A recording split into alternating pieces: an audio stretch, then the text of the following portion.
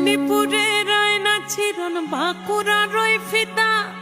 যতন করে বাদলি মাথা তাও যে বাঁকা সীতা মেদিনীপুরে